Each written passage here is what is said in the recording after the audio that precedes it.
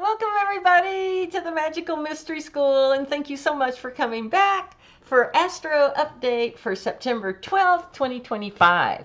And we've got solar new moon eclipses, we've got the equinox, we've got yods, we've got kites, we've got everything this week. So hang in there, guys. It's an exciting one, that's for sure. But I wanted to right quick just go over this sketch again. Now this showed our lunar eclipse that we had 2 weeks ago, and it's showing how what a lunar eclipse is. It's when the Earth is in between the sun and the moon, so that there's actually a shadow being cast onto the moon. And I'll just put that there as the moon. And it's also what makes it an eclipse. Now that's just a regular. That's what makes it an eclipse, though, is that it's very, very close to the nodes. And the nodes are always where the orbit of the moon intersects the orbit of the Earth, okay? So that lunar eclipse was only about 3 degrees away. But now we've got the moon is still on its orbit, but now the moon is in between the sun and the Earth. So the actual physical moon is blocking the sun. But it's a partial solar eclipse this time. So, and that's on September 21st. And that's because it's more like, I'm trying to remember, I think it's going to be more like about 10 degrees away from these nodes. So that's why it's a partial, okay? So the closer there are to being perfect and exact is the closer that the moon and the nodes are. Okay, all right, so obviously take an astronomy class if you really want to understand it, but that'll get you through with us here for now. Oh, and I also wanted to mention in my playlist, Astrology for Beginners, it's lesson 37 that goes into eclipses in detail.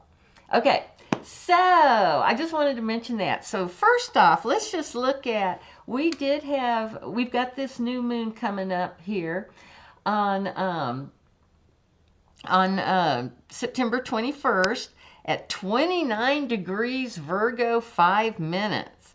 Well, that's a critical anaretic degree for sure. But just remember, back on August 21st, we also had a new moon at 0 degrees Virgo.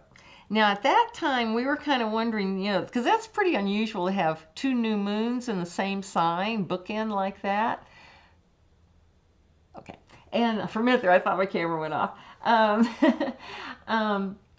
So anyway, so it's really unusual to have that bookend like that, 2 new moons in the same sign.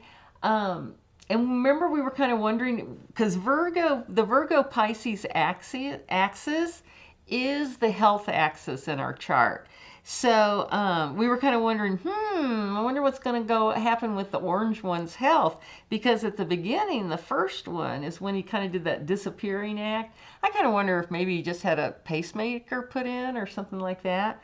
And then now, and we were wondering maybe though whatever happened that mysterious time he was gone, we would find out why at this new moon at 29 degrees, that critical degree. So we'll see. I'm kind of curious to see if that will come out, or at least we'll know more.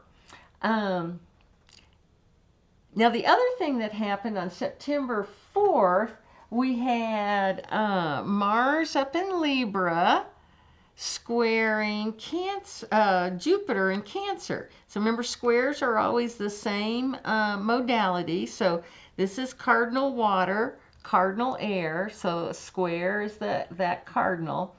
And I don't know about you guys, but I was supercharged. I mean, really, for a few days before and a few days after, I was just like I had too much coffee to drink and stuff. So I felt this square for sure. Now, and I do kind of feel like that this square may have been sort of a buildup for the shootings that we had on September 10th.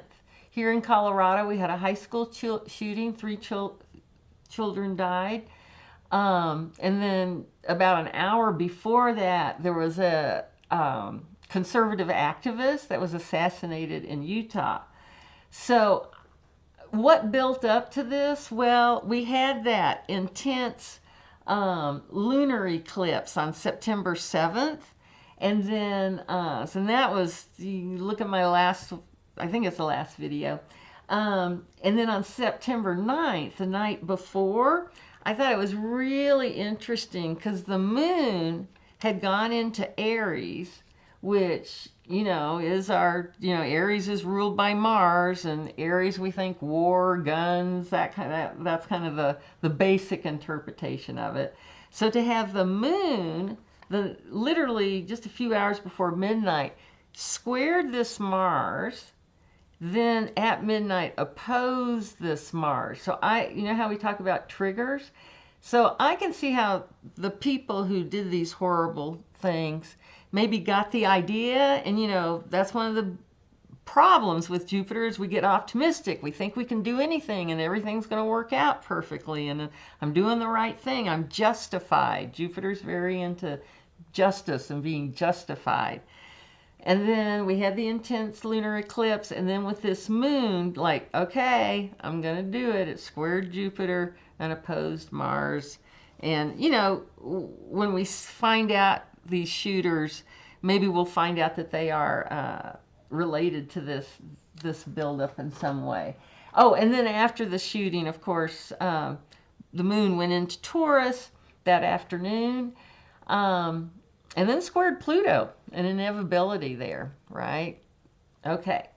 Oh, and I did see the fella that was assassinated in Utah. I did see his chart, and the main thing that popped out at me, there was no time, so I'm not going to go into a lot of detail about that, but he had a sun at 21 degrees Libra, and Mars was like at 20 or something. I mean, very, very close. So Mars on his sun. I mean, we get that once every 2 years, so not everybody's going to be assassinated, but, that's the way it worked out for him. And also just natally, he had a Saturn-Pluto square, which is, that's tough stuff can happen with that kind of thing. Okay, so let's dive into it. We've got a ton of stuff to go. And the first thing I want to tell you is I'm going to miss next week. I'm going on vacation. Yay! Up to Coeur d'Alene, Idaho, almost Canada up there. But I do plan to be back for September 26th. And who knows, maybe I'll do something surprising. I don't know. We'll see. And I hope so. I'm going to be pretty tired, I think. So anyway, so we'll see how that goes. Okay, so let's go for it here. Okay. And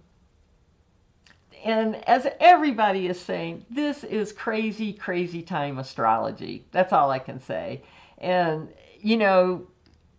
astrologers may have said that for years, but this is crazy astrology. Okay, so let's get started here on February 15th, or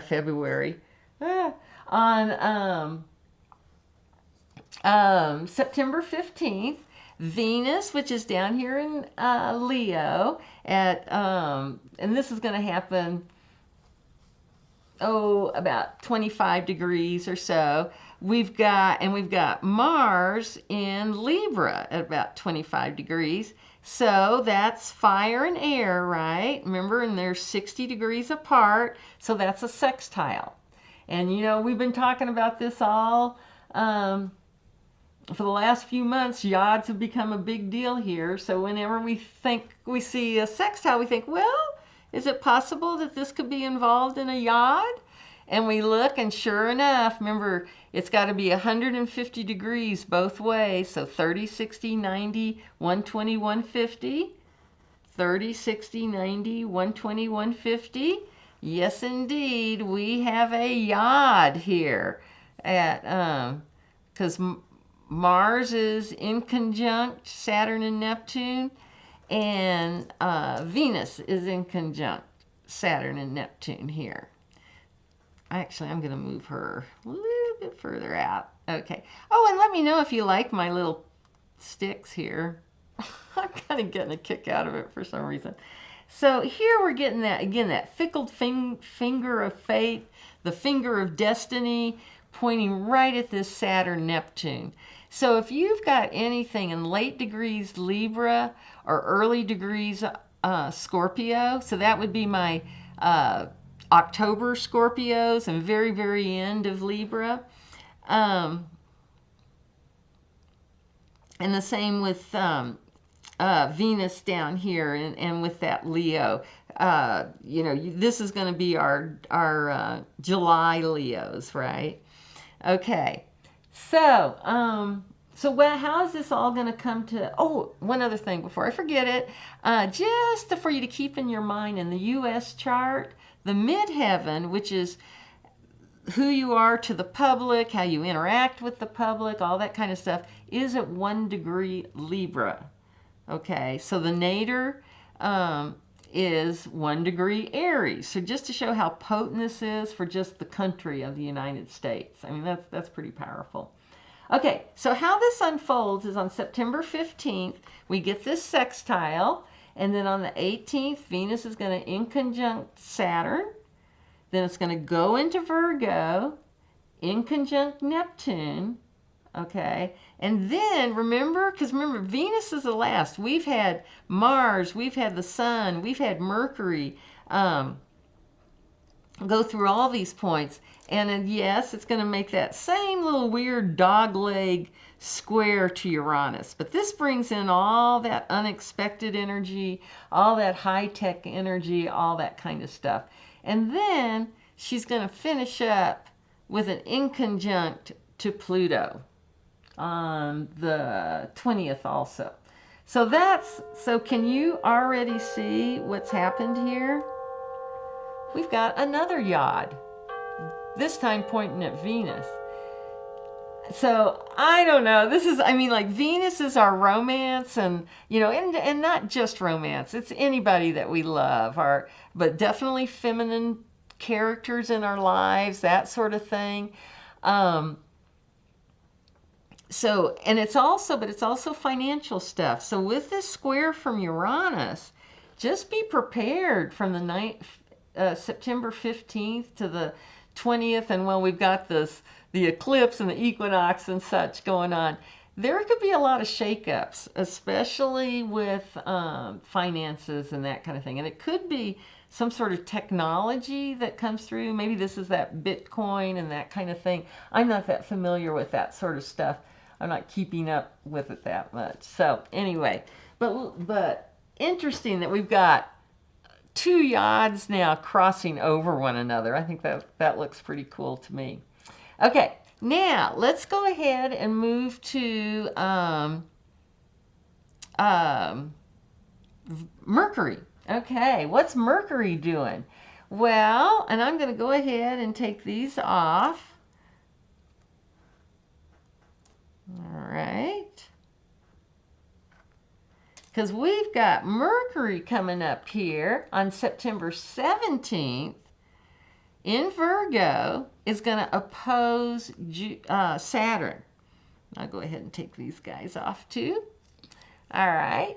So now we already had Mars do this. So what happened when Mercury opposed Saturn right on this world, 0 Aries world point, basically? Then on the 18th, it's going to go into Libra and oppose Neptune, which is in Aries. And just remember, this is the same day that Venus is inconjuncting Saturn too, from down here. So they're only 30 degrees apart, so at least there's no Yod there. But it's still putting pressure on this Saturn here, and personal pressure in general. And then on September 18th, Mercury is going to trine Uranus. And this may, again, hopefully this seems kind of familiar to you. Okay. And then on the 19th, Mercury's going to trine Pluto. and that creates a grand trine. Do you remember this? And the grand trine is the most flowing, wonderful opportunities. You know, it's just lovely energy. I shouldn't say opportunities so much, just things flow for you. We keep opportunity for sextiles. And like I've always said, the problem with any kind of trine, but especially a grand trine, is that you can get lazy. And this is in air. Remember, it has to, for a trine, has to be all the same elements. So Aquarius, Gemini, Libra are all air signs. And, you know, and that can be very mental. So, you know, if you're thinking about something, you know, and you think, oh, I can figure this out in a couple of days. It's or next week or whatever, because I got it kind of figured out. Don't stop there. Make yourself keep going, all right? Make yourself keep pushing with this trine, because it's super easy to sit back and do nothing. Now, what's super great, oh, and let me just say, this trine between Pluto and Uranus, that's actually going to be there till like 2027. So just be prepared that this is going to be going on for a while. Now, what's really super about this, though, is that right smack in the center of this are Neptune and Saturn. So this creates a kite, because this is 60 degrees. That's the sextile. Some people call this a mini grand trine, but it's right at the, see how it's this, since Mercury is opposing this, this is like the apex point. This is the release point. This is the inspiration point. So this makes this trine even better, okay? Because even though, you know, with Saturn and Neptune, you know, this is, you know, we're always trying to combine spirituality with physicality. What is, you know, we're always, you know, with Neptune is kind of fuzzing out reality. Saturn is bringing structure to our cosmic thoughts and stuff. Just remember, this is, so this whole thing of balancing, you know, the physical and the cosmic is really our apex point, our release point. So just think of this as a real reality check. And if something seems really hard, if you're starting to get overwhelmed with Saturn kind of stuff and getting pushed down, this is the time. Take a break. Neptune, chill out. Go to the hot tub. Take a nap. Go to bed. Whatever. Let your subconscious work it out. Because Saturn is in Pisces. Neptune rules Pisces. So Saturn is going to be open to that. So that's going to be conducive. So just remember, that's your big goal. Is you're combining of physical and spirituality? Is that breath work? Is it meditating while you walk? Is it getting in the hot tub or taking a hot bath with salts or that sort of thing? Just remember, that's, if you're finding yourself getting too intellectual, go to this place and let the energy push itself out this direction. Okay, so that's and we're gonna be seeing this come up again, because we've got the sun behind Mercury and we have Venus behind Mercury. So this is happening, in other words. Okay, so let's get ready for the really big stuff that's going on here. I kind of want to just do a recap coming up for the equinox and the eclipse, because there is just a ton going on here. Okay, so recap. We got Pluto up here at about 1 degree 30 minutes in Aquarius. It's retrograde. It will turn direct October 14th. Neptune is at 0 degrees Aries 30 minutes, and these are all for around September 21st, and it's retrograde, and it will go direct on December 9th. Then Uranus down here is at 1 degree 22 minutes Gemini, and it's retrograde and won't go direct until, I think, February of 2026. Then we've got Saturn here, of course. Now, it's not, these three are the outer planets or generational planets. It's the planets we can't see, whereas Saturn is the last one we can see with our naked eye. And so Saturn and Jupiter are called transpersonal. So they're not personal, but they're not way out there yet either. So we've got Saturn is retrograde, about 26 degrees Pisces, and will go direct on November 27th. It's retrograde too. And then Jupiter's down here all by itself. Now, all these planets are wobbling, like Pluto did it in 2024. And what I mean by wobbling is that they're direct and retrograde. They went between two signs. Same thing's going on here. These guys are wobbling. This guy's wobbling. But Jupiter, in its direct, going forward and backwards and direct, all retrograde and all that stuff, is staying within Cancer all this year. So it's about, and it's going to turn retrograde November 12th. So it's a little bit different than these guys, but it's always nice to have Jupiter around. And then let's see, what else do we have? Venus on September 19th is going to go into Virgo. And then we said Mercury goes into Libra on September 18th. So Mercury 18th, Venus the 19th, it changes sign. Then Mars goes into Scorpio on September 22nd. So here we've got all these planets, and let's not forget the sun for the equinox on September 22nd.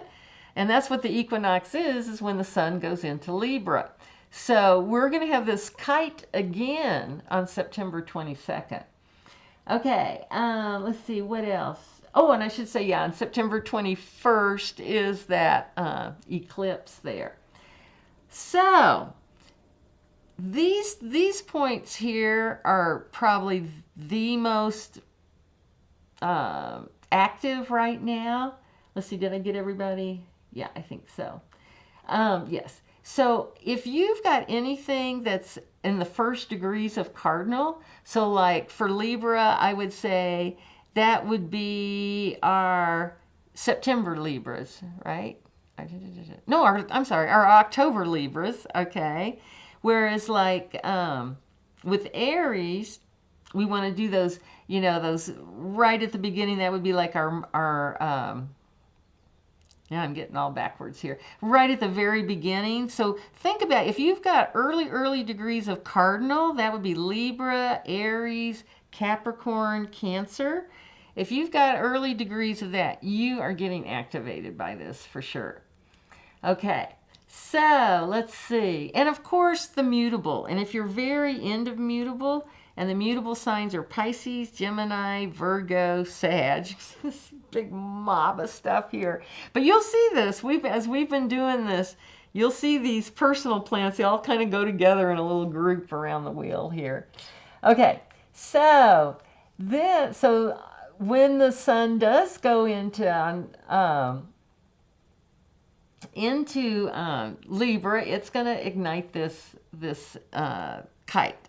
So well, how's that going to fall out? Well, like midnight between September 20th and 21st, the sun's going to oppose Saturn, right? Then on the 21st, the sun and moon are going to conjunct, okay? And that is the new moon, right? And there's the time and the degree right at the very, very end of Virgo. And then on the 22nd is when the sun goes into Libra. Now the moon, super fast, it's going to take off. So literally on that same day of the eclipse, it's into this, you know, it's into Libra. It's heading on to, you know, making these trions and conjuncting Mercury, and off it goes. So the moon is long gone here. So,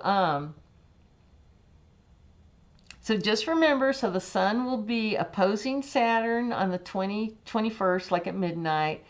The new moon is on the 21st. On the 22nd, the sun actually goes into Libra.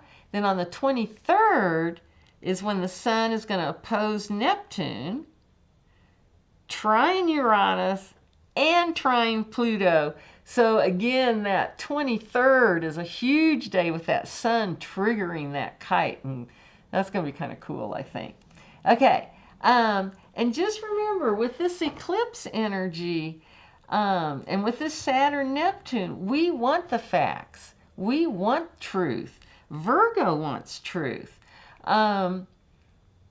Just remember, Neptune is going to kind of create a little confusion here and there. So just be patient with yourself and with others. And like I said, if things come up that just throw you, take a break. Take a break. Chill. Go do something else. Okay.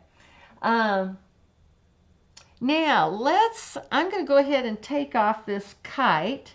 And let's look more closely at Mars right quick, because Mars has got some cool things going on here that I think we need to pay a little extra attention to. Okay, so Mars, about 10 hours before the equinox, is going into Scorpio. So now Mars is the ancient ruler of Scorpio. Pluto is the modern ruler of Scorpio. So, so there's a lot of, you know, Mars loves it in Scorpio. It's very happy there, okay?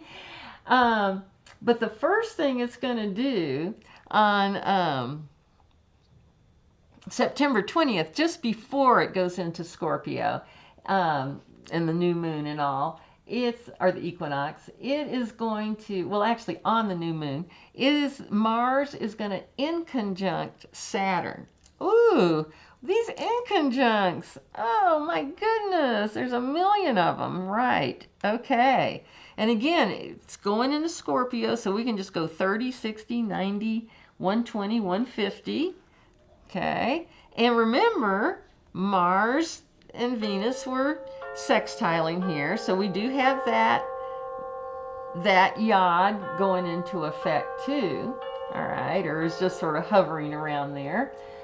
But, and remember, this is the same day that the sun goes into Libra. I'll just put it right there, and Mercury's a little bit ahead of there. But then on September 23rd, Mars is going to then inconjunct Neptune, which makes sense, right? And then on September 24th, Mars is going to inconjunct Uranus. Now this is a little different. We now have a Yod, but this Yod is pointing up at Scorpio now. So if you're an early Scorpio, my October Scorpios, you are getting this fickle finger of fate is hitting you up for sure. If you've got anything in those first degrees of Scorpio, this Yod is going to be highlighting your life right now. Oh,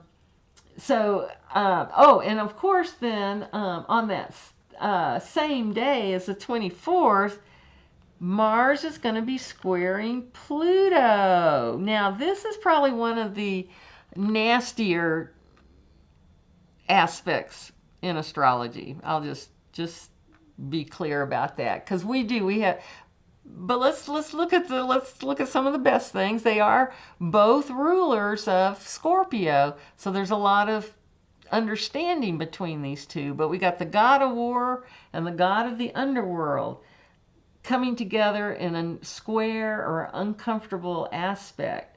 So you need to get out of your comfort zone. I'm a little concerned too, because of the guns and all that kind of stuff. And Pluto is inevitable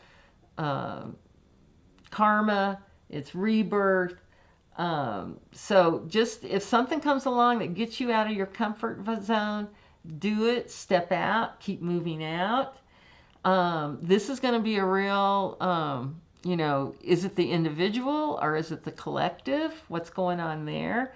Now, if there is something going on, like one of the marches or any kind of thing like that, I might stay out of that, or at least stay on the fringes, because this is some dark energy here. I mean, let's not kid ourselves on this. This is serious here. Just keep that in mind. Okay.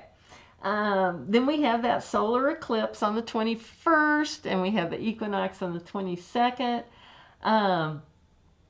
So all of this is just coming together here. It's just amazing how much is going on. So anyway, okay. So in conclusion, remember the kite, and with all this, all this release point here at this Saturn Neptune, just remember to keep combining. Allow physical and spiritual to come together. And spiritual, that can be like your creativity, your you want to write something, it doesn't have to be sitting and meditating. It can be just, painting. It can be, just doing something creative, basically. Okay, cooking even, that sort of thing. And just remember, too, this Pisces, this eclipse is going to be activating health. It's going to be activating technology, your brain, all that kind of stuff. So that's a, keep that in mind, that if you think there's more out there, there probably is.